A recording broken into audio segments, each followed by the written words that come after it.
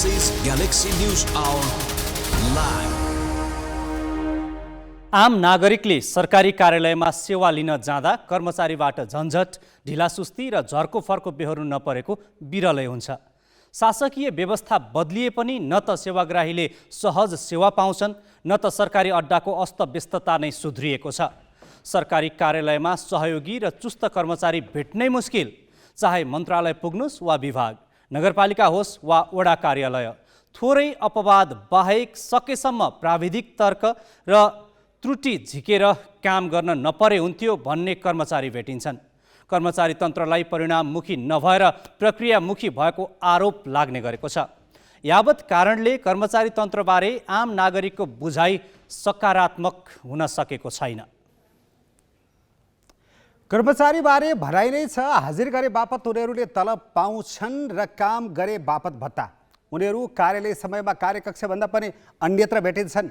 व्यथिति र लथालिङ्ग व्यवस्थाको दोष राजनीतिक दललाई लाग्ने गरे पनि कर्मचारी तन्त्र भने यसबाट अछुतो रहन सक्दैन। सेवा दिने भन्दा पनि कर्मचारीहरू शासन गर्ने मनस्थितिमा हुन्छन्। कर्मचारी तन्त्रको सुधारमा बहस त धेरै हुन्छ, तर निष्कर्षमा बिरलै पुग्छ। यस्ता बहसहरू प्राय भ्रष्टाचार नियन्त्रणमा केन्द्रित हुन्छन् अनि कर्मचारीको कार्यक्षमता र कार्य सम्पादन ओझेलमा पर्न जान्छ। हाम्रो कर्मचारी तन्त्र नागरिकप्रति किन जवाफदेही हुन सकेन? आजको न्युज आवरमा यसै विषयमा केन्द्रित भएर हामी विभिन्न सामग्रीहरू प्रसारण गर्नेछौँ। साथमा हुनेछ दलीयकरणले छोपेको कानुन, व्यवसायीहरूको छाता सङ्गठनको अन्तर्य र दलहरूको चुनावी चटारो सम्बन्धी सामग्री।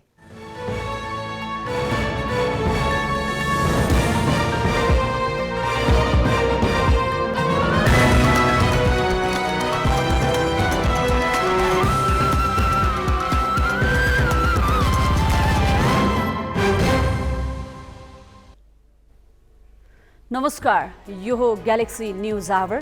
सुरुवातमा हेडलाइन्स।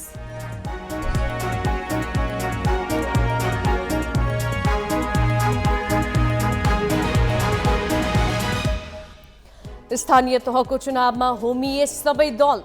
कांग्रेसले घोषणा गर्यो 1 महिने अभियान। एमाले अध्यक्ष ओली देश दौडाहामा व्यस्त। कर्मचारी तन्त्रमा कामै नगरी समय कटाउने र तलब पकाउने प्रवृत्ति। समयमा कार्यालय नपुग्ने रोग सिंहदरबारसम्मै। सामान्य प्रशासन सचिव भन्छन् प्रणालीमै सुधार आवश्यक। नेपाली बजारमा सुनको मूल्य अहिलेसम्मकै उच्च। एकै दिन तोलामा 2500 बढेर 1,05,000 नाग्यो। सुन पसलमा किन्ने भन्दा बेच्नेको भिड। युक्रेनमा मानवीय सङ्कट गहिरिएपछि उद्धारका लागि 12 घण्टा युद्धविराम। देश छाड्ने 20 लाख नाघे। विदेश मन्त्री स्तरको वार्ता भोलि टर्कीमा। र एन्फाद्वारा आफ्नै क्यालेन्डर उल्लङ्घन। राष्ट्रिय लिग प्राथमिकतामै परेन। मताधिकार पाएपछि लिग खेल्ने क्लबहरू पनि चुप।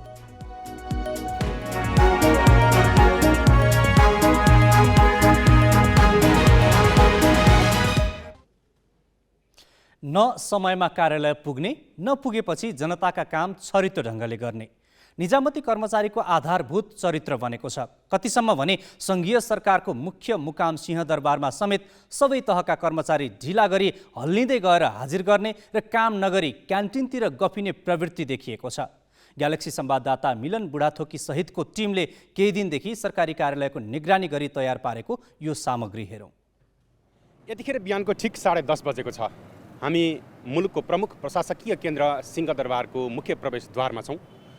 10:30 बजिसक्दा पनि यतिखेर सरकारी सेवामा रहेका कर्मचारीहरू भने आउने क्रम जारी छ।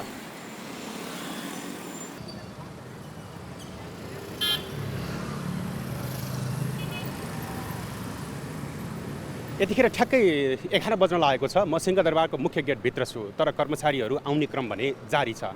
यसरी सार्वजनिक सुशासनलाई प्रश्न चिन्ह उठाइरहने कर्मचारीहरूले समयमा कार्यालय जाँदैनन् भन्ने एउटा दृष्टान्त हो। सधैँ ढिलै आउनुहुन्छ कि आज मात्रै ढिला आउँदा पनि? आज मात्रै हो। आज कहिले ढिलो? जाममा पऱ्यो क्या त्यहाँ। सर नमस्कार, हजुर पनि यहाँ भित्रै सेवा गर्नुहुन्छ? हजुर। ए आज मात्रै ढिला कि अरू बेला पनि ढिला हुन्छ? आज म डेन्टल गरेर आएको हो। ए हो? हजुर। अरू बेला पनि ढिला आउनुहुन्छ कि आज मात्रै ढिला?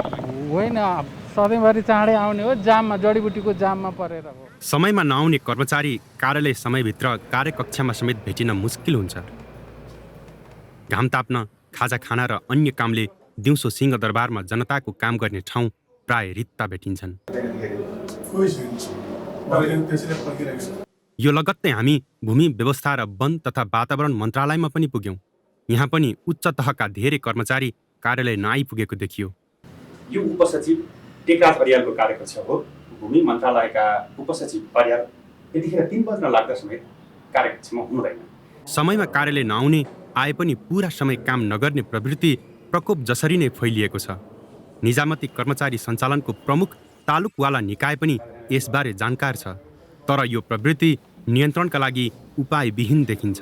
जाम हुन्छ भनिसकेपछि 25-30 मिनटको फेरि त्यो मार्जिन राखेर पनि हिँड्नुपर्छ। त्यो कुराको अलिकति सेन्सिटाइज नभएको, त्यो इन्टरनलाइज नभएको जस्तो लाग्छ कर्मचारीहरूमा नि कमजोरी। अर्को अब खाजा समय भनेर हाम्रोमा अलिकति फिक्स भएन।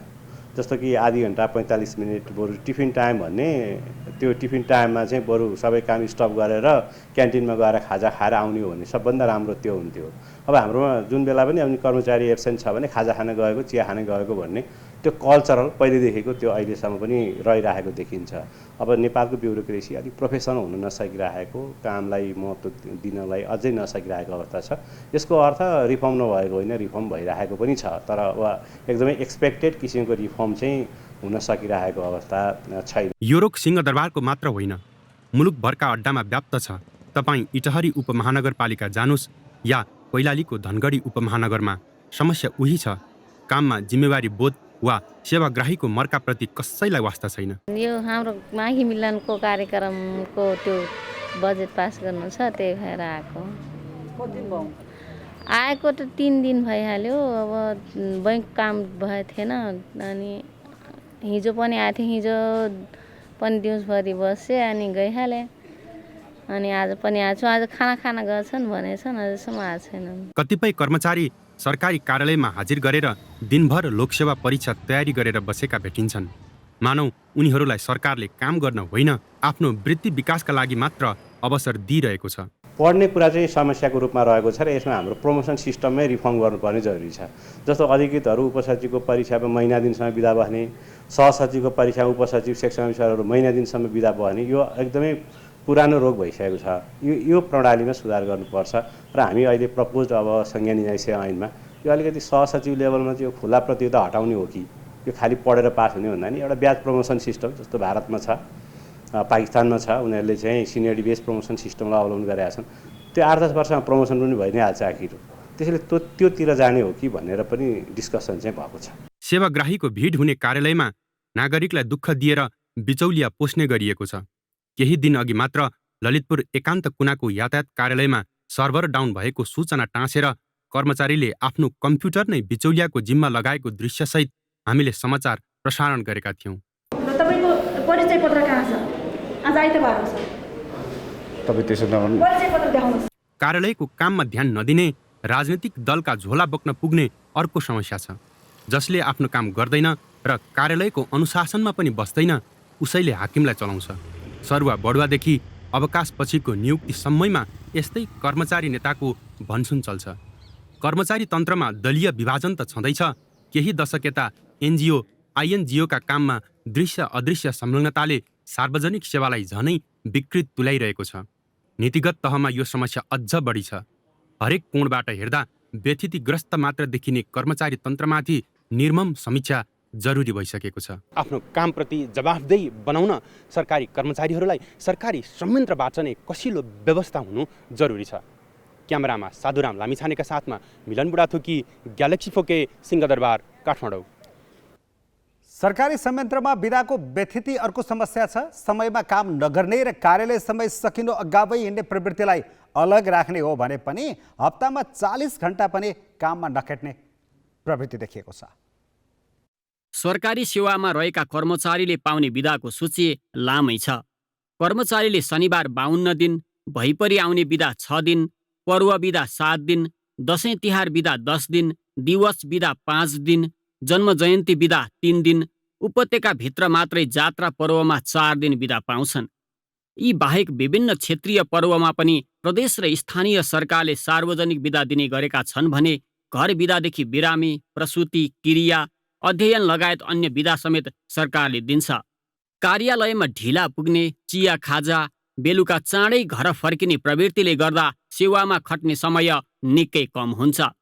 यस हिसाबले शुक्रबार आधा छुट्टीसहित जोड्दा एउटा कर्मचारीले हप्तामा मुस्किलले 39 घण्टा कार्यालयमा बस्ने गरेको देखिन्छ।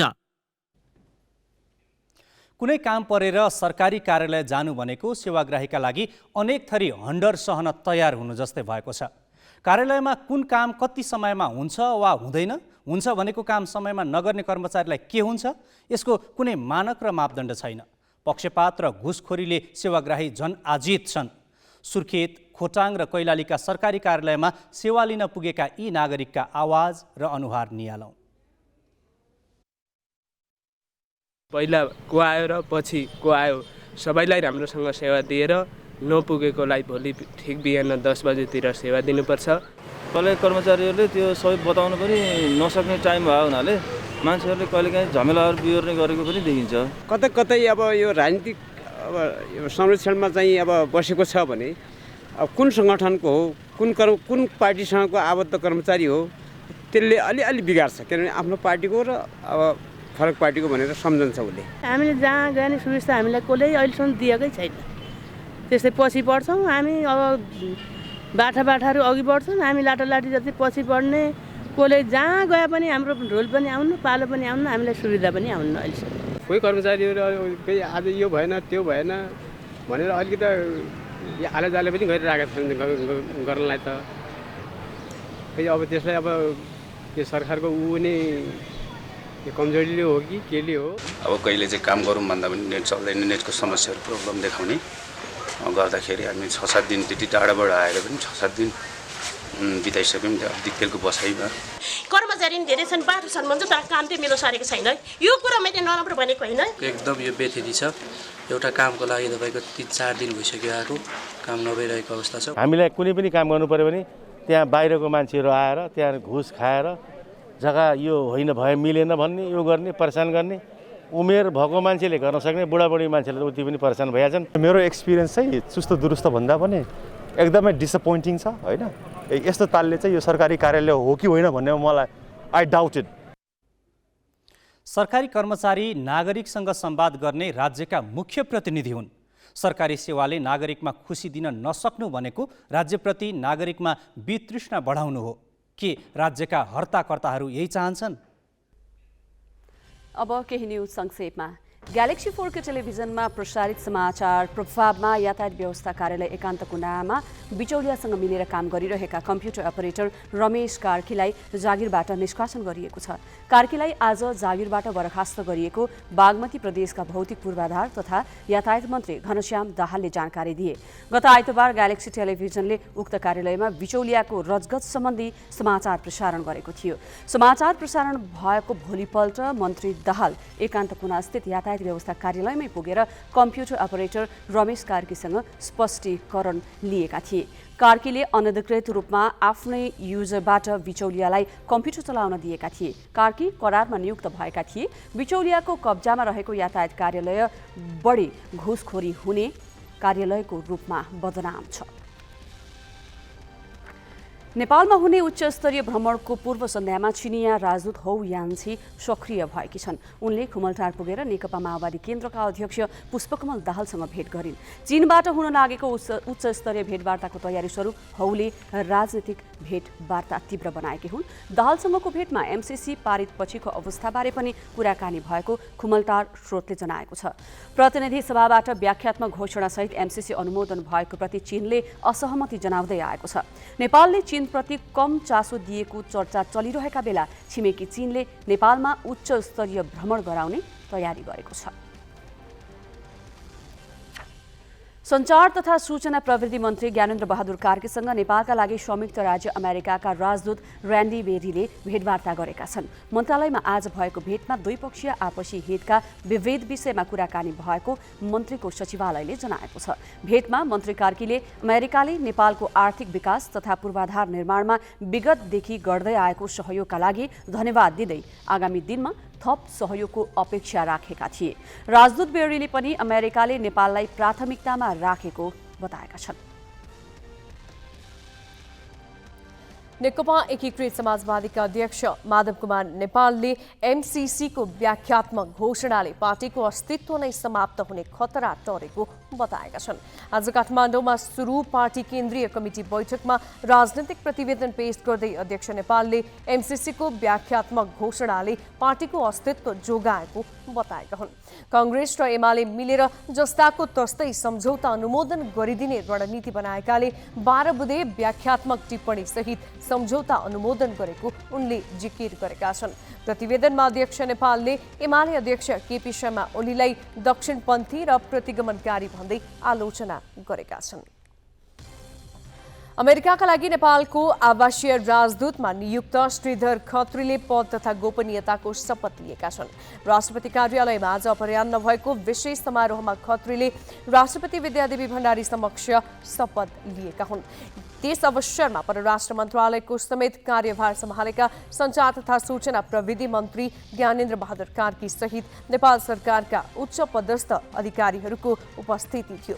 सरकारले गत कार्तिक दोस्रो साता खत्री सहित ज्ञानचन्द्र आचार्यलाई बेलायत र शङ्कर शर्मालाई भारतका लागि राजदूतमा सिफारिस गरेको थियो। आचार्यले बेलायत पुगेर कार्यभार सम्हाले पनि शर्माको भने अझै भारतबाट एग्रिमो आएको छैन। नेपाल, भारत र बंगलादेश बीच एकअर्काको देशबीच सहज आवागमन सम्बन्धी समझदारी भएको छ। मंगलबार भएको समझदारी कार्यान्वयनमा आएपछि नेपाल, भारत र बंगलादेशका नागरिक र ढुवानी साधनहरू सजिलै एक देशबाट अर्कोमा जान पाउनेछन्। BVIN मोटर भेहिकल एग्रिमेन्ट भनिएको समझदारीमा भुटान भने तयार भएन। यसको कार्यान्वयनपछि नेपालका मालवाहक गाडी भारत र बंगलादेशका राजमार्गमा पनि गुड्न पाउने अपेक्षा गरिएको छ। यस आयोजनाको लागि कतिपय पूर्वाधार भने निर्माण गर्नुपर्नेछ। एसियाली विकास ब्याङ्कले यसलाई परामर्श र वित्तीय स्रोतको व्यवस्था गर्ने भनेको छ। यसमा 75 करोड अमेरिकी डलर अर्थात् करिब 90 अर्ब रुपैयाँ लाग्ने अनुमान गरिएको छ। सार्क स्तरमै यस्तो सम्झौता गर्ने भनिए पनि पाकिस्तान सहमत नहुँदा 4 देशलाई जोड्ने योजना अघि सारिएको थियो। यस समझदारीले दक्षिण एसिया क्षेत्रको व्यापार 60% बढ्ने आकलन छ। समाज र व्यवस्थाका खराबी औल्याउनदेखि सही बाटोमा हिँडाउन बौद्धिक तबकामा आलोचनात्मक चेत आवश्यक हुन्छ। तर हाम्रा बौद्धिक पेशाकर्मीहरू राजनीतिक दल र नेता विशेषको छारीमुनि रमाउने गरेका छन्। यो प्रसङ्ग निमेश बन्जाडेबाट। नेपाल बार एसोसिएसनको 25 सदस्यीय नयाँ कार्य समिति चयनका लागि 83 जना चुनावी मैदानमा छन्। कतिपय प्यानल बनाएर प्रतिस्पर्धामा उभिएका छन् भने केहीले व्यक्तिगत रूपमा उम्मेदवारी दिएका छन्। प्यानलहरू राजनीतिक दलको निकटताका आधारमा बनाइएका छन्। कतिसम्म भने सत्ता राजनीतिमा जस्तो गठबन्धन र ध्रुवीकरण छ। बौद्धिक पेशा मानिने कानुन व्यवसायको छाता सङ्गठनमा पनि हुबहु त्यसको छाया देखिएको छ। यो नेपाल बार एसोसिएसनको 26औं केन्द्रीय कार्यसमितिका लागि चुनावी प्रक्रिया चलिरहेको ठाउँ रामशाह पथ हो। चुनावी चटारोले उकिरहरूलाई छपक्कै छोपेको छ। यहाँ रोचक चाहिँ के छ भने चुनावी मैदानमा होमिएका उम्मेद्वार मध्ये जो राजनीतिक दल निकट रहेर टिकट पाएका छन् उनीहरू बीचकै प्रतिस्पर्धा चर्को छ। नेकपा एमाले संसदमा जसरी एक्लिएको छ त्यसै गरी बारमा पनि एमाले निकट कानुन व्यवसायीको छुट्टै प्यानल खडा गरिएको छ। यस प्यानलबाट अध्यक्षका उम्मेद्वार वरिष्ठ अधिवक्ता विष्णुमणि अधिकारी छन्।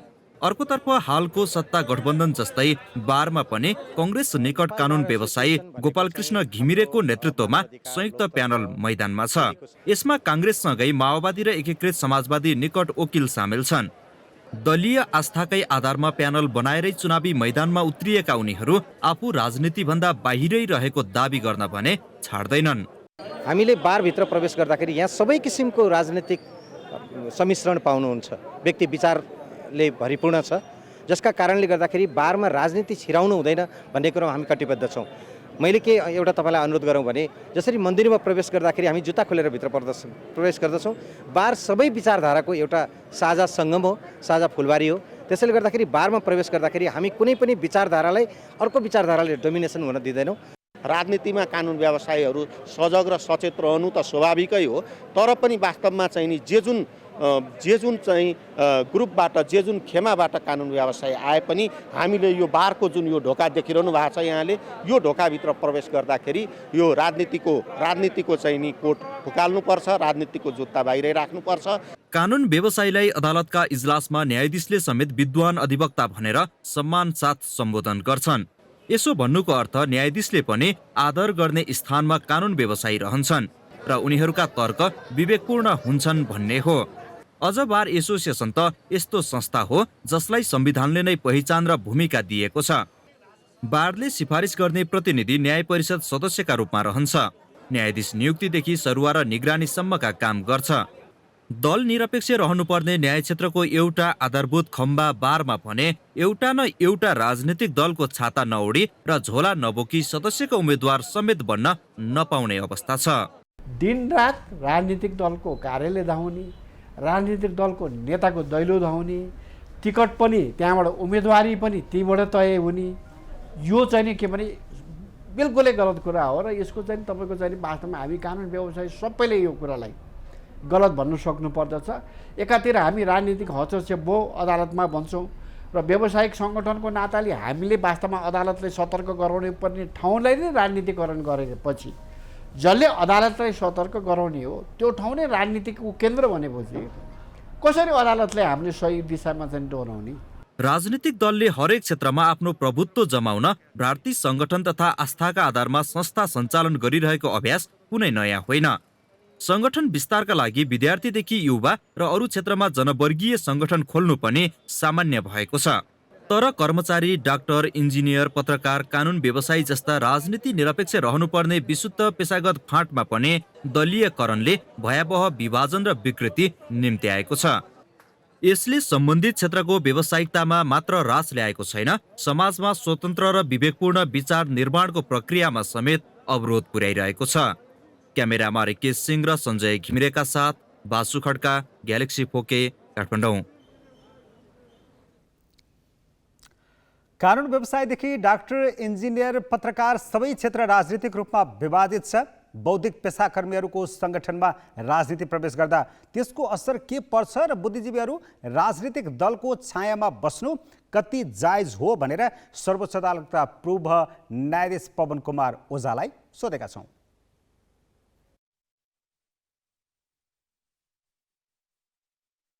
सही बाटोमा हाम्रो राजनीति, प्रजातन्त्र अथवा लोकतन्त्र हिँडेको हुन्थ्यो भने हाम्रोमा यस किसिमका सङ्गठनहरू बन्ने थिएनन्।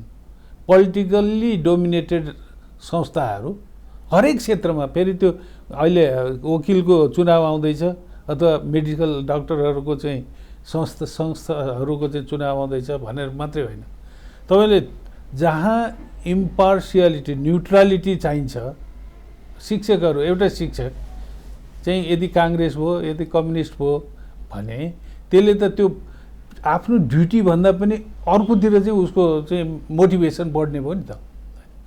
त्यो कुरालाई केही हदसम्म न्युट्रल पोजिसन राख्न पर्ने ठाउँमा त्यो हुन सकेन। हाम्रो कर्मचारी सेवा ब्युरोक्रेसी हो नि त्यस्तै भइरहेछ। मेरो मान्छे हो कि अथवा पार्टीको कुन पार्टीको मान्छे हो भन्ने किसिमको कुराहरू भएर अगाडि बढ्या हुनाले हामीले डिजायरेबल चाहिँ एचिभमेन्ट गर्न सकिरहेको छैनौँ। हामीले धेरै यस्तो देखिरहेका छौँ। सर्वोच्च अदालतमै पनि अमुक प्रधान न्यायाधीश हुँदा बारको अमुक अध्यक्ष कुन पार्टीको थियो, पार्टीबाट आएको थियो, त्यसले के स्टेटमेन्ट दियो भन्ने कुराहरू चाहिँ हामीले देखेका छौँ। क्या त्यसो गर्दा के हुने भयो भनेदेखि पार्टीको लाइनमा, पार्टीको हितमा बोल्ने चाहिँ काम त्यहाँबाट हुँदाखेरि के हुने भयो भने प्रोफेसनललाई चाहिँ त्यसले ब्याक गर्ने हो। प्रोफेसनले चाहिँ प्रोफेसनल रुल्स, रेगुलेसन, इथिक्स, मोरलको चाहिँ बोलबाला हुनुपर्ने कुराहरू हुन्छ। यो डेमोक्रेसीमा चाहिँ त्यो सीमाहरू चाहिँ निर्धारण भएका छन्। निर्धारण खोज्यो भने फेला पर्छन् ती सबै। त्यो सीमालाई नाग्ने गरेर हाम्रोमा राजनीति भयो। सबैभन्दा कुरा त्यो हो। बुद्धिजीवी नै दल वा नेताको अधीनस्थ हुन्छन् भने तिनले दिने राय कति स्वतन्त्र र विवेकपूर्ण होला अझ कानुन व्यवसायलाई त समाजकै पुनर्निर्माण गर्ने पेसा मानिन्छ। यही पेसाले न्यायाधीश जन्माउँछ अनि दलीय छातामुनि बसेर यिनले कसरी न्यायको पैरवी गर्छन् प्रश्न स्वाभाविक छ। अब पालो सही कि गलतको।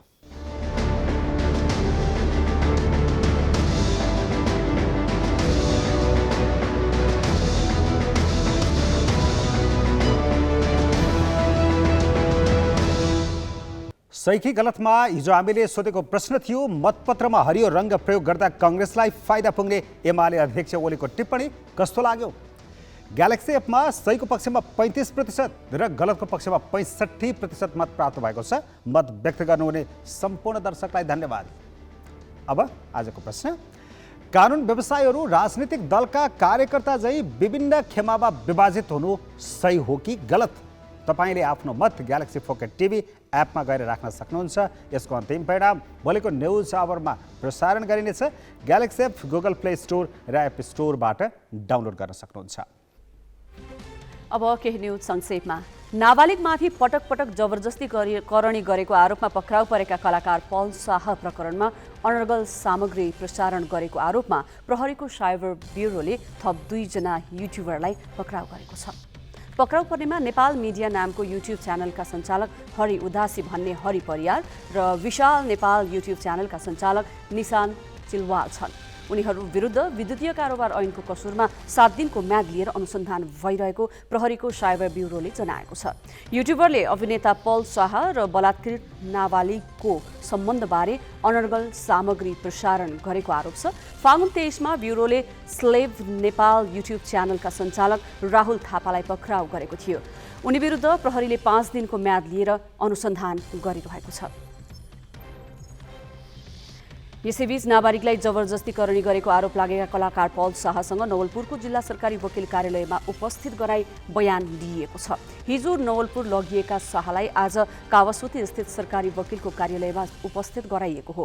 उनले सरकारी वकिल समक्ष बयान दिएका छन्। 18 वर्षीय गायिकाका आफन्तले गायिकामाथि जबरजस्ती करणीको आरोपमा शाह विरुद्ध गैंडाकोट प्रहरीमा पनि जाहेरी दिएपछि उनलाई नवलपुर लगिएको हो। यसअघि उनै गायिकाले शाह विरुद्ध यौनजन्य अपराध कसुरमा तनहुँ प्रहरीमा जाहेरी दिएकी थिइन्। रूसका विदेश मन्त्री सर्गेई लाभरोभ र युक्रेनका विदेश मन्त्री दिमित्रो कुवेला बीच टर्कीमा भेटवार्ता हुने भएको छ। टर्कीका राष्ट्रपति रेसेप ताइप एर्दोगानले रूस र युक्रेनका समकक्ष बीच टर्कीमा हुने वार्ताले स्थायी युद्धविरामको ढोका खोल्नेमा आफू आशावादी रहेको बताएका छन्। टर्कीको मध्यस्थतामा हुने वार्ता शान्ति र स्थायित्वको एक खुड्किलो बन्ने उनले बताए। टर्कीका राष्ट्रपति एर्दोगानले एक हप्तादेखि नै वार्ताको मध्यस्थकर्ता बन्न रूस र युक्रेन दुवैलाई प्रस्ताव गर्दै आएका थिए। रूसी विदेश मन्त्री लाभरोभले भने वार्ता सकारात्मक हुनेमा आफू कम आशावादी रहेको बताएका छन्। रूस र युक्रेन दुवै देशसँग राम्रो सम्बन्ध भएको टर्कीले रूसको आक्रमणको विरोध गरे पनि रूसमाथि कुनै प्रतिबन्ध भने लगाएको छैन। युक्रेनको राजधानी किएभका आसपासका क्षेत्र लगायत इर्पिन, खार्किभ र मरिउपोलबाट मानवीय उद्धार भइरहेको छ। बिहान 9 बजेदेखि बेलुका 9 बजेसम्म युद्धविराम घोषणा गरी विभिन्न 6वटा मानवीय कोरिडोरबाट आम नागरिकको उद्धार सुरु गरिएको हो। युद्धग्रस्त क्षेत्रमा खाद्यान्न, पानी, बिजुली लगायत अत्यावश्यक वस्तुहरूको अभाव भएपछि मानवीय उद्धारका लागि युक्रेन र रूस दुवै सहमत भएका हुन्। हालसम्म 50,000 भन्दा बढी युक्रेनी नागरिक पोल्यान्डको सीमा पुगेका छन्। हिजो एक दिनमा मात्र 1,25,000 मानिसहरू युक्रेनबाट पोल्यान्ड प्रवेश गरेका थिए। रूसले युक्रेनबाट आक्रमण गरे यता 20 लाख मानिस विस्थापित भइसकेका छन्। पोल्यान्डमा मात्र 12 लाख युक्रेनी शरणार्थी रहेको तथ्याङ्क छ। यता युक्रेनको पूर्वोत्तर सुमी शहरमा रूसले गरेको हवाई आक्रमणमा 22 जना आम नागरिकको मृत्यु भएको छ। सुमी शहरमा उद्धारकै क्रममा भएको विस्फोटमा एकै परिवारका 9 जना सहित 22 जनाको मृत्यु भएको हो। 6वटा आवासीय भवन पूर्ण रूपमा ध्वस्त भएका छन्। हिमालयन शेर्पालाई पराजित गर्दै मनाङ मर्स्याङ्दी क्लब 5औं मुख्यमन्त्री सुदूरपश्चिम खप्तड गोल्ड कपको फाइनलमा प्रवेश गरेको छ। धनगढी रङ्गशालामा आज भएको खेलमा मनाङले हिमालयन शेर्पालाई पेनाल्टी सुटआउटमा 4-2 गोलले पराजित गर्यो। खेलको 28औं मिनेटमा शिशिर लेखीले हेडर मार्फत गोल गर्दै मनाङलाई अग्रता दिलाए। तर हिमालयनका लागि 80औं मिनेटमा सुरेश कुमारले गोल गर्दै खेल 1-1 को बराबरीमा ल्याए। निर्धारित समयको खेल 1-1 को बराबरीमा सकिएपछि खेलको निर्णय पेनाल्टी सुटआउटमा पुगेको थियो। पेनाल्टीमा मनाङले बाजी मार्यो। मनाङले अब उपाधिका लागि शनिबार फ्रेन्ड्स र बागमती युवा क्लब बीचको विजेता टोलीसँग खेल्नेछ। Tribhuvan army football club Jhapa gold कपको सेमिफाइनलमा प्रवेश गरेको छ। बुधबारको खेलमा भारतको माने भन्ज्याङ एफसी दार्जिलिङलाई 3-0 गोलले पराजित गर्दै आर्मीले सेमिफाइनलको यात्रा तय गरेको हो। आर्मीका लागि सन्तोष तामाङ, जर्ज प्रिन्स कार्की र विकास तामाङले 1-1 गोल गरे। खेलको 10औं मिनेटमा सन्तोष तामाङको प्रहार गोलमा परिणत भयो। यस्तै 35औं मिनेटमा कप्तान जर्ज प्रिन्स कार्कीले गोल थपे। यसैगरी खेलको 68औं मिनेटमा आर्मीका विकास तामाङले अर्को गोल थपेर जित सुनिश्चित गरे। खेलको म्यान अफ द म्याच आर्मीका विकास तामाङ भए। उनले नगद 9,979 रुपियाँ पाए। बिहिबारको खेल घरेलु टोली झापा 11 र भारत सिक्किमको आरपीएफसी बीच हुनेछ। फागुन 30 गतेसम्म चल्ने प्रतियोगिताका विजेताले नगद 12,55,000 र उपविजेताले 6,05,000 पाउनेछन्। थाइल्यान्डसँगको मैत्रीपूर्ण फुटबलका लागि 25 खेलाडीलाई बन्द प्रशिक्षणमा बोलाइएको छ। मुख्य प्रशिक्षक अब्दुल्लाह अल मुतायरीले 25 खेलाडी बन्द प्रशिक्षणमा बोलाएका हुन्। तर शहीद स्मारक A division league champion Machindra football क्लबमा आबद्ध राष्ट्रिय टिमका खेलाडीलाई भने प्रशिक्षणमा बोलाइएको छैन।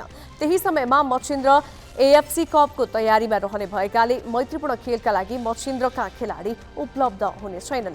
नेपालले मार्च 24मा थाइल्यान्डको राष्ट्रिय टिमसँग र 27मा थाइल्यान्डकै क्लब चोनबरी एफसीसँग मैत्रीपूर्ण खेल खेल्नेछ। नेपालले एएफसी एसियन कप छनौट अन्तर्गत तेस्रो चरणको खेलअघि तयारी स्वरूप थाइल्यान्डसँग खेल्न लागेको हो। यता मचिन्द्रले एएफसी कप छनौट अन्तर्गत अप्रिल 5मा त्रिपुरेश्वर स्थित दशरथ रङ्गशालामा श्रीलङ्काको ब्लू स्टारसँग खेल्नेछ। नेपाली राष्ट्रिय क्रिकेटर दिपेन्द्र सिंह ऐरी फेब्रुअरी महिनाको आइसिसी प्लेयर अफ द मन्थको मनोनयनमा परेका छन्। पुरुषतर्फ उनीसँगै भारतका श्रेयस अय्यर र युएका वृत्य अरविन्द मनोनयनमा परेका छन्। ओमानमा सम्पन्न आइसिसी टी20 विश्वकप ग्लोबल छनौटमा नेपाल तेस्रो हुँदा दिपेन्द्रले अलराउन्ड प्रदर्शन गरेका थिए। उनले छनौटका 5 खेल खेल्दा 159 रन जोड्दै 6 विकेट लिएका थिए। त्यसअघिको 4 देशीय टी20 सिरिजका 3 खेलमा उनले 142 रन जोड्दा 4 विकेट हात पारेका थिए। यस्तै 19 वर्षीय अरविन्दले युएईलाई टी20 विश्वकपमा छनौट गराउन महत्त्वपूर्ण भूमिका खेलेका थिए। अरविन्दले छनौटमा 5 खेलबाट सर्वाधिक 267 रन जोडेका थिए। प्लेयर अफ द मन्थ विजेता भोटिङका आधारमा हुनेछ। वैशाखभित्रै हुनुपर्ने चुनाव पर धकेल्न अनेक प्रयास भए। अस्तिसम्म पनि तिनै तहका चुनाव एकसाथ गर्नुपर्ने भनेर रटानमा केही दल र नेताहरू थिए। तर अब सबैजसो दल चुनावी तयारीमा होमिएका छन्। थप विवरण गौतम रेग्मीबाट। स्थानीय तहको निर्वाचनका लागि अब 65 दिन मात्र बाँकी छ। चुनावको मिति घोषणा भइसकेपछि पनि एमसिसीमा अल्झिएका दलहरू बिस्तारै चुनावमा केन्द्रित हुन थालेका छन्। सरकारको नेतृत्व गरेको नेपाली कांग्रेसले 1 महिने अभियान घोषणा गरेको छ भने प्रमुख प्रतिपक्षी दल नेकपा एमाले सहित अन्य दलहरूले पनि चुनावलाई केन्द्रमा राखेर गतिविधि सञ्चालन गर्न थालेका छन्। स्थानीय तहको चुनाव पर सारेर तिनै तहको चुनाव एकसाथ गर्नुपर्ने प्रस्ताव राख्ने दलहरू पनि वैशाख 30 का लागि तोकिएको चुनावको तयारीमा जुटेका छन्। निर्वाचन आयोगको तयारी र दलहरूका चुनाव लक्षित कार्यक्रमले मुलुकमा बिस्तारै चुनावी माहौल देखिन थालेको छ। सरकारको नेतृत्वकर्ता नेपाली कांग्रेसले स्थानीय तहको चुनावलाई लक्षित गरेर फागुन 29 देखि 1 महिना लामो अभियान सञ्चालन गर्ने भएको छ। त्यसका लागि उसले जिल्ला प्रतिनिधि समेत तोकिसकेको छ। कांग्रेसले स्थानीय तहको निर्वाचनलाई नै ध्यानमा राखेर प्रदेश, जिल्ला र पालिका स्तरका समितिहरूलाई केन्द्रका कार्यक्रम प्रभावित नहुने गरी घर दैलो अभियान सञ्चालनका लागि कार्ययोजना बनाएर अगाडि बढ्न निर्देशन दिएको छ।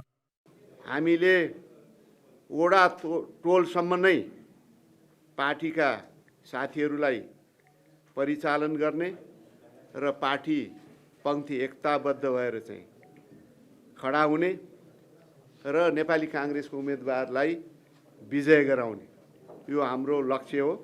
प्रमुख प्रतिपक्षी नेकपा एमाले पनि चुनाव अभियानलाई तीव्र पारेको छ। एमाले अध्यक्ष केपी शर्मा ओली दैनिक निर्वाचन लक्षित कार्यक्रममा सहभागी भइरहेका छन्। पार्टी विभाजनका कारण पुगेको क्षति मेटाउन एमाले पार्टी प्रवेश कार्यक्रमलाई बढावा दिएको छ। केही दिन यता ओलीले चुनावलाई नै लक्षित गरेर भाषण गरिरहेका छन्। प्रचण्ड 2 जिब्रे होइन 1000 जिब्रा हुने शेषनाग भन्थे नि उनले। इटको त 1000 जिब्रा हो कि कति जिब्रा हो, एक तरिसको एउटा कुरा, अर्को कुरा बिहान एउटा कुरा, दिउँसो अर्को कुरा, बेलुका अर्को कुरा, राति अर्कै कुरा, फेरि भोलिपल्ट बिहान अर्कै। यस खालको पार्टी म नेकपा माओवादी केन्द्रमा अझै पनि अलमलमा साथीहरू हुनुहुन्छ भने अलमलमा नपर्न आग्रह गर्न चाहन्छु। सत्ता साझेदार नेकपा माओवादी केन्द्रले त स्थानीय निर्वाचनलाई नै दृष्टिगत गरेर केन्द्रीय समिति बैठक नै रोकेको छ। पदाधिकारी चयन गर्दा पार्टीमा विवाद बढ्ने र चुनावी अभियान प्रभावित हुने आकलन गरेर माओवादीले जेठमा मात्र पदाधिकारी चयन गर्ने भएको छ। माओवादीले यसअघि नै स्थानीय तहको निर्वाचनमा वडा र गाउँ स्तरमा ज्योतिषी, धामी झाँक्री र पास्टरलाई परिचालन गर्न मातहतका कमिटीलाई निर्देशन दिएको थियो। नेकपा एमालेबाट फुटेर बनेको नेकपा एकीकृत समाजवादीले पहिलो पटक स्थानीय तहको निर्वाचनको सामना गर्दैछ। गठबन्धन गरेरै चुनावमा जाने र स्थापित हुने एकीकृत समाजवादीको रणनीति छ। काठमाडौँमा बुधबार सुरु केन्द्रीय समिति बैठकको मुख्य एजेन्डा नै चुनावी रणनीति रहेको छ। वैशाख 30 गते स्थानीय निर्वाचन भनेर जो घोषित भइसकेको अवस्था छ, त्यो निर्वाचनमा हाम्रो सम्पूर्ण शक्ति, हाम्रो सम्पूर्ण तागत हामीले यो निर्वाचनमा होमिएर लागेर सबभन्दा ठुलो पार्टी बन्न हाम्रो प्रयत्न हुनेछ। निर्वाचन आयोगले चुनावका लागि तयारी अघि बढाइसकेको छ। आयोगको तयारी र दलहरूका चुनाव केन्द्रित कार्यक्रमले मुलुकमा बिस्तारै चुनावी माहौल बन्न थालेको छ। चुनाव हुँदैन कि भन्ने आशंका हट्न थालेको छ। क्यामेरामा सञ्जय घिम्रेका साथ अङ्गराज नेउपाने, ग्यालेक्सी 4K, काठमाडौँ। स्थानीय तहको मिति नजिकिँदै गर्दा सत्ता गठबन्धनको चुनाव समय रहन्छ कि रहँदैन भन्ने बहस चलेको छ। गठबन्धनभित्रै नेताहरूबीच एकमत छैन। काङ्ग्रेसले केन्द्रीय समितिमा छलफल गर्ने बताइरहँदा नेकपा एकीकृत समाजवादीले भने गठबन्धन कायमै रहने बताएको छ। जहाँसम्म गठबन्धन र तालमेलको कुरा भएको छ, त्यो बारेमा नेपाली काङ्ग्रेसको केन्द्रीय समितिले छलफल गर्छ, निर्णय गर्छ। त्यो निर्णय गरेपछि अनि बल्ल काङ्ग्रेस कुन बाटोमा जान्छ भन्ने कुराको सुस्पष्ट हाम्रो दृष्टिकोण बाहिर आउँछ। त्योभन्दा अगाडि कुनै नेताले कसैले के बोल्नु होला, कसैले के बोल्नु होला, गठबन्धनको नेताहरूको पनि दृष्टिकोण आउला, उहाँ विभिन्न पार्टी छ, पार्टीको दृष्टिकोण आउला। मैले आज भन्ने के हो भन्दा नेपाली काङ्ग्रेसको दृष्टिकोण आगामी बस्ने केन्द्रीय कार्यसमितिको बैठकबाट यी बारेमा हामी प्रष्ट रूपमा चाहिँ निर्णय गर्छौँ। त्यो निर्णयले जसरी अगाडि बढ्ने तय गर्छ, त्यही अनुसार हामी पार्टी अगाडि बढ्छ। त्यही अनुसार गठबन्धनसँगको तालमेलको अन्य विषयको सबै कुरा त्यहीबाट प्रष्ट हुन्छ। यसमा अन्य कुराहरूमा अल्मलिनुपर्ने काङ्ग्रेस केही जरुरी छैन। हामी यो चुनावको तयारीको सन्दर्भमा गठबन्धन दलका अरू घटकसँग पनि कुराकानी गरिरहेका छौँ र हाम्रो सहमति रहेको छ कि निर्वाचनमा पनि हामी मिलेर जाउँ।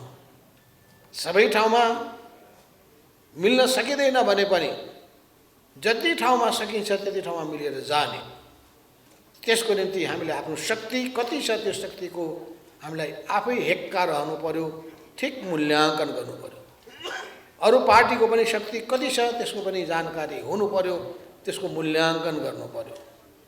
त्यसपछि पारस्परिक लाभ कसरी उठाउन सकिन्छ भन्ने कुराको सन्दर्भमा पनि सही विश्लेषण हुनु पर्यो। एमसीसी सम्झौताको प्रखर विरोधीका रूपमा आफूलाई उभ्याएका नेताहरू संसदबाट अनुमोदन भएपछि भने चिसिएका छन्। अनुमोदन अघि एमसीसीको विरोधमा आक्रामक अभिव्यक्ति दिएका उनीहरू आफू आबद्ध रहेको पार्टीले नै पक्षमा मत दिएपछि न पहिला जसरी विरोध गर्न सकेका छन् न त समर्थन नै। नेकपा एकीकृत समाजवादीका नेता झलनाथ खनालदेखि माओवादीका नारायण काजी श्रेष्ठ र लीलामणि पोखरेलसम्मले एमसीसीलाई राष्ट्रघाती भन्दै आलोचना मात्र गरेनन्। यो अनुमोदन भए तत्कालै देशको सार्वभौम सत्ता नै जोखिममा पर्ने भय देखाएका थिए।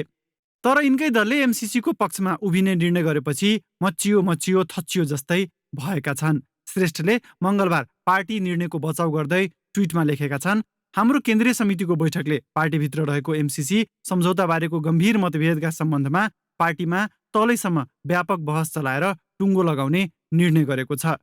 त्यसका लागि जेठ 20 गतेदेखि बहस सञ्चालन गरी करिब 1 महिनामा निष्कर्षमा पुर्याउने निर्णय गरिएको छ। यसअघि श्रेष्ठले एमसीसी अनुमोदनका लागि कुनै शर्त मान्य नहुने र उस्तै परे सरकार छाड्न पनि तयार हुनुपर्ने भनेका थिए। अहिले आफ्ना अडान विपरीतका निर्णयमा पार्टी हिँडिसकेपछि एकाएक सेलाएका छन्। एकीकृत समाजवादी र माओवादी बीच फागुन 12 गते भएको छलफलपछि झलनाथ खनालले सिधै भनेका थिए नो एमसीसी।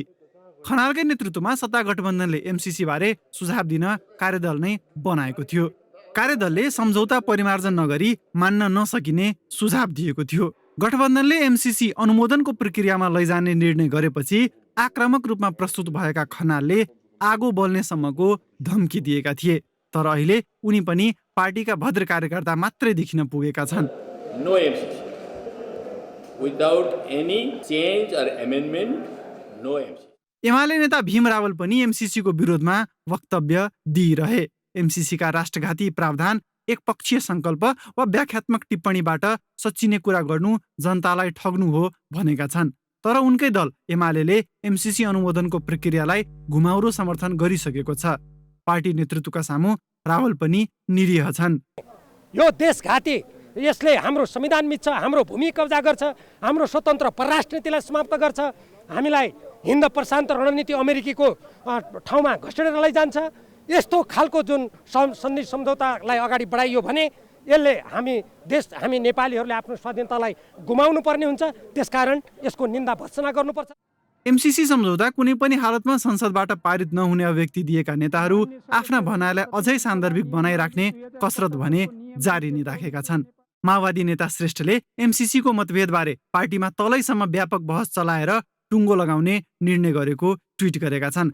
आफैले अनुमोदन गरेको सम्झौताको देखावटी विरोधका लागि स्थानीय चुनाव सकिएपछि अर्थात् जेठ 20 को साइत तोकिएको छ। यसले नेताहरू कुनै मुद्दामा विरोध या समर्थन गर्दा तथ्य र मान्यतामा अडिग थिएनन् भन्ने पुष्टि गर्छ।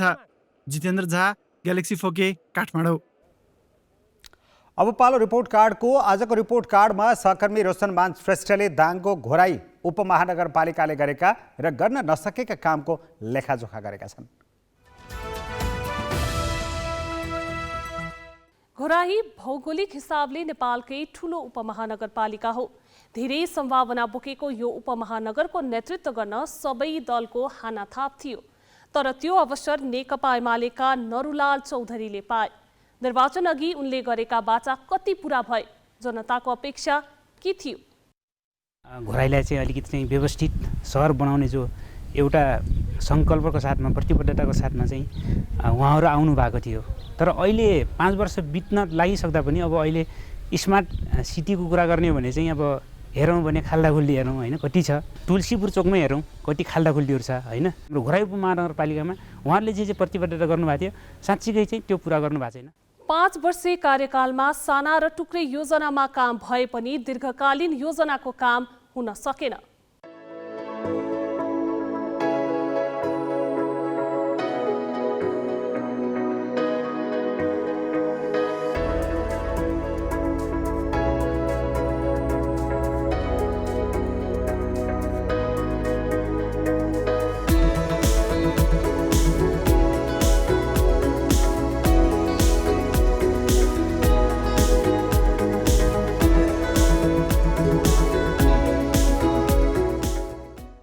तर उपमहानगर नेतृत्व भने घोषणापत्रमा उल्लेख भएको भन्दा धेरै र अझै राम्रो काम भएको दावी गर्छ।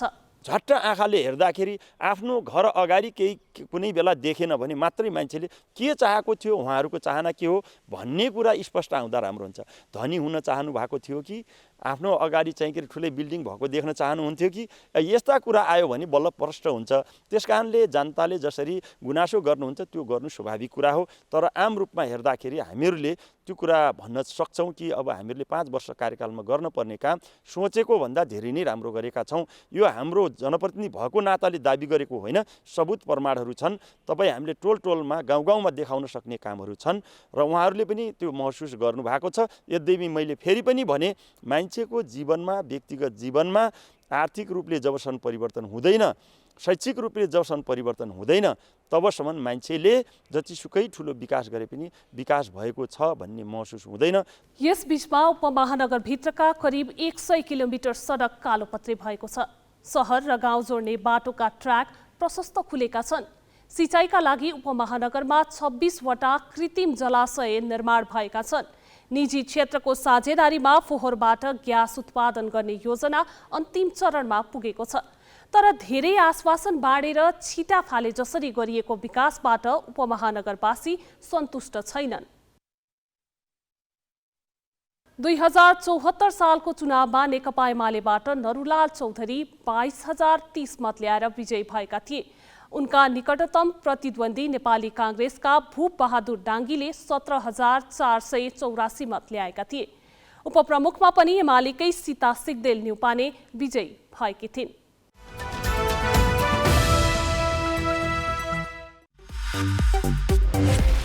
बिजनेस न्यूजका साथमा कर्पोरेट पे व्यावसायिक भुक्तानीलाई सरल बनाउँदै प्रणालीमा आबद्ध हुन आजै आफ्नो ब्याङ्क तथा वित्तीय संस्थामा सम्पर्क गर्नुहोस्।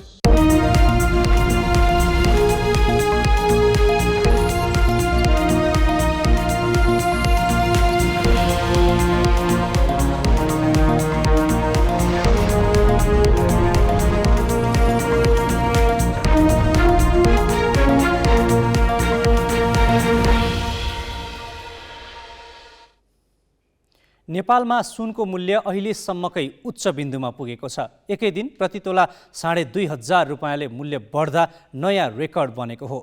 रुस र युक्रेन बीचको युद्धको असरले अन्तर्राष्ट्रिय बजारमै सुनको भाव बढेकाले नेपालमा पनि मूल्य आकाशिएको हो। मूल्य बढेपछि बजारमा सुन खरिद गर्ने भन्दा बिक्री गर्ने बढेका छन्। बुधबार एकै दिन तोलामा 2,500 रुपियाँ बढ्दा छापावाल सुनको मूल्य 1,05,500 पुग्यो। तेजाबी सुनलाई 1,05,000 रुपियाँ तिर्नुपर्ने भयो। यसअघि 2077 साउन 23 गते सुनको भाउ सर्वाधिक उचाइमा पुगेको थियो। त्यतिखेर 1,03,500 रुपियाँ तोलामा कारोबार भएको थियो। गएको एक साताभित्रै एक तोला सुनको मूल्य 7,900 रुपियाँ बढेको छ। रुस र युक्रेन बीचको युद्धले अन्तर्राष्ट्रिय बजारमा लगानीकर्ताहरू अन्योलमा छन्। उनीहरूले सुरक्षित लगानीका लागि रोजेका कारण सुन चाँदी र अमेरिकी डलरको भाउ बढेको छ। अर्कोतर्फ कच्चा तेलको मूल्य पनि बढेको छ। यसको असर भारतीय अर्थतन्त्रमा परेको छ, जसले गर्दा भारतीय मुद्रा कमजोर बनेको छ। भारतीय मुद्रा र नेपाली मुद्राबीच स्थिर विनिमय भएकाले नेपाली मुद्रा पनि स्वतः अवमूल्यन भएको छ। बुधबार नेपाली रुपियाँको विनिमय दर एक अमेरिकी डलर बराबर 123 रुपियाँ 36 पैसा कायम छ। अन्तर्राष्ट्रिय बजारमा सुनको भाउ बढेको बेला नेपाली रुपियाँ अवमूल्यन भएकाले पनि बजारमा सुन किनि नसक्नु भएको छ। युक्रेनको युद्धको कारणले आज 2500 रुपियाँ हिजो र आज बढेको छ। यसरी हेर्दाखेरि त हाम्रो करिब 10 दिनमै तपाईँको 12,000 जति नै बढिसक्यो करिब करिब। अब यो फोरकास्ट त केही गर्न सक्दैन कति बढ्छ भन्ने कुरो, किन युद्धको स्थितिमा निर्भर गर्छ। अब भोलि घट्न पनि सक्छ। न्युजहरूमा अब पोस्ट युद्ध विराम हुन्छ भन्ने न्युजहरू आयो भने घट्ने, होइन युद्ध अझै तानिन्छ फेरि बढिहाल्ने, यस्तो भइरहेको छ। मेनली यो फिजिकल मार्केट भन्दा पनि तपाईँको पेपर गोल्ड मार्केटले पनि अलिकति तनातनी गरिरहेको छ। एकाएक सुनको मूल्यमा उच्च वृद्धि भएपछि काठमाडौँको न्यू रोड लगायतका सुन चाँदी बजार सुनसान भएका छन्। विवाह, व्रतबन्ध लगायत कार्यका लागि छिटफुट गहना खरिद गर्नेहरू देखिन्छन्। तर त्योभन्दा बढी मूल्य बढेका बेला सुन बिक्री गर्नेहरू आएको व्यवसायीको भनाइ छ। एबनर्मल किसिमको भाउ बढाइ छ, किनभने 2,000-3,000 दिनको त्यो हिसाबले बढिरहेको छ। फेरि अब सुन यसै त महँगो जिनिस, त्यो माथि झन् भाउ बढ्दै जाँदाखेरि त किन्ने मान्छेलाई झन् यसै असर त पर्ने भइहाल्यो। त्यो कारणले गर्दाखेरि अहिलेको बिक्री चाहिँ एकदम कम नै छ। अहिले चाहिँ सुनको भाउ चाहिँ एकदम धेरै बढिरहेछ। आज मात्र नि 2500 बढिसक्यो। त्यही भएर किन्ने भन्दा पनि बेच्नेको चाहिँ रेसियो बढी छ अहिले चाहिँ। खासै बेच्नु पनि त्यति आएको छैन, किन्ने त आएकै छैन। बरु बेच्ने अलिअलि आउँछ 2-4 जना, होइन किन्ने त तपाईँको छँदै छैन मान्छे। सुन किन्न बजार पुग्ने उपभोक्ताले पूजाआजाका लागि प्रयोग गर्नै पर्ने भएकाले महँगोमै भए पनि किन्नु परेको बताए। महँगो भने त त्यस्तै हो, होइन अब जति महँगो भए पनि अब हाम्रो कल्चरहरूले अब मागिरहेको हुन्छ, होइन अब बिहे वर्तमान यताउता हुन्छ नि त, अब त्यसमा चाहिरहेको हुन्छ। अब जति नै महँगो भयो नि सायद मलाई लाग्छ 2 लाख तोला भए पनि मान्छेले चाहिँ किन्न चाहिँ छोड्या हुँदैन। नेपाली बजारमा सुन मात्रै होइन, चाँदीको भाउ पनि आकाशिएको छ। बुधबार चाँदी तोलामा 40 रुपियाँ बढेर 1,450 रुपियाँमा कारोबार भएको छ। अहिले अन्तर्राष्ट्रिय बजारमा सुनको कारोबार प्रति औंस 2,050 अमेरिकी डलर भन्दा बढी भइरहेको छ। क्यामेरामा रिकेश सिंहका साथ बिजनेस ब्युरो, ग्यालेक्सी फोके, काठमाडौँ।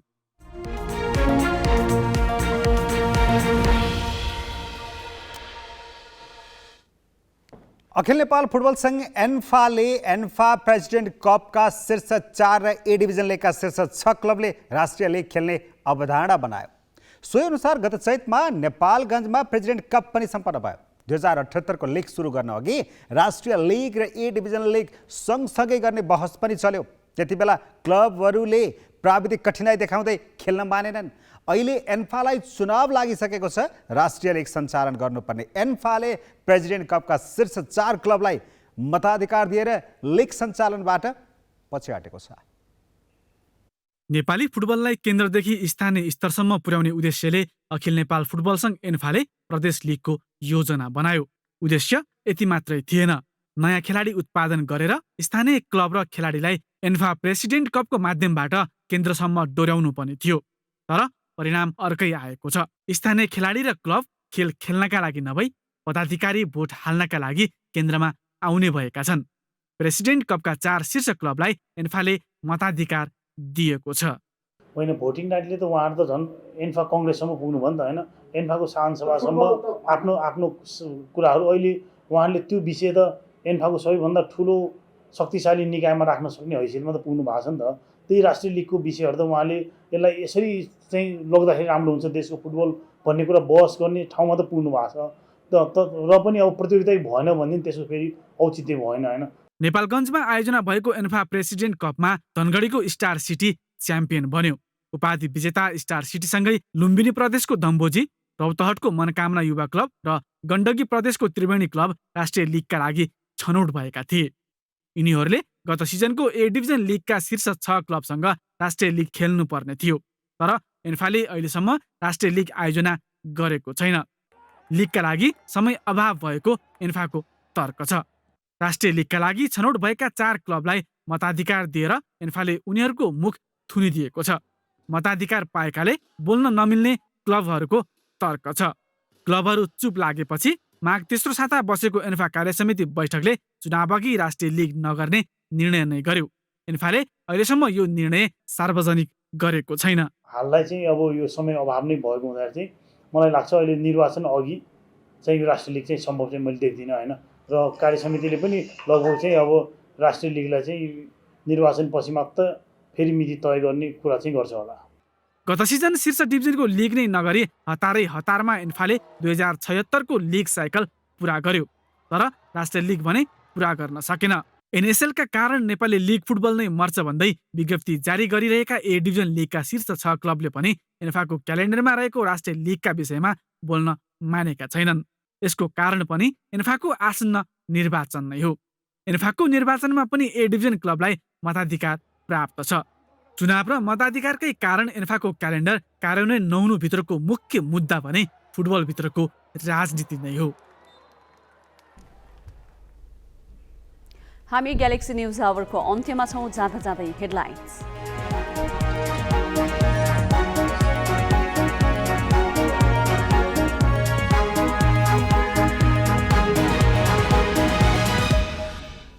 स्थानीय तहको चुनावमा होमिए सबै दल। कांग्रेसले घोषणा गर्यो 1 महिने अभियान। एमाले अध्यक्ष ओली देश दौडाहामा व्यस्त। कर्मचारी तन्त्रमा कामै नगरी समय कटाउने र तलब पकाउने प्रवृत्ति। समयमा कार्यालय नपुग्ने रोग सिंहदरबारसम्मै। सामान्य प्रशासन सचिव भन्छन् प्रणालीमै सुधार आवश्यक। नेपाली बजारमा सुनको मूल्य अहिलेसम्मकै उच्च। एकै दिन तोलामा 2500 बढेर 1,05,000 नाग्यो। सुन पसलमा किन्ने भन्दा बेच्नेको भिड। युक्रेनमा मानवीय सङ्कट गहिरिएपछि उद्धारका लागि 12 घण्टा युद्ध विराम। देश छाड्ने 20 लाख नाघे। विदेश मन्त्री स्तरको वार्ता भोलि टर्कीमा। र एन्फाद्वारा आफ्नै क्यालेन्डर उल्लङ्घन। राष्ट्रिय लिग प्राथमिकतामै परेन। मताधिकार पाएपछि लिग खेल्ने क्लबहरू पनि चुप।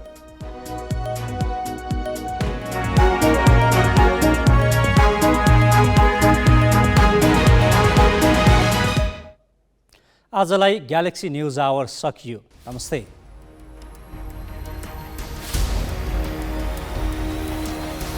This is Galaxy News Hour Live.